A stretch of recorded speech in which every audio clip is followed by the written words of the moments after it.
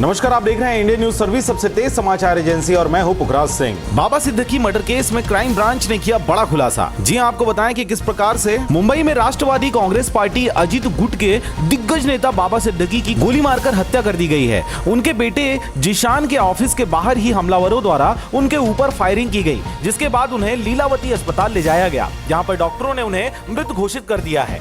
अभी तक पुलिस ने 2 संदिग्धियों को गिरफ्तार कर लिया है, जबकि एक की तलाश अब भी जारी है। पुलिस ने अभी जांच रिपोर्ट में बताया है कि इनके अलावा एक और आरोपी भी शामिल है। पकड़े गए दोनों आरोपियों को पुलिस मुंबई की जिला कोर्ट लेकर गई है। यहाँ पर पुलिस ने कोर्ट से आरोपियों के लिए 14 दिन की रिमांड की मांग भी की है। वहीं आपको बताएं कि आरोपियों से एक धर्मराज कश्यप ने अपने आप को नाबालिग बताया है। हालांकि पुलिस के मुताबिक आरोपी के आधार कार्ड में उसकी उम्र 21 साल बताई जा रही है। आरोपी और उसके वकील द्वारा बार बार कहने पर पुलिस उसकी अस्थि जांच के लिए तैयार हो गई।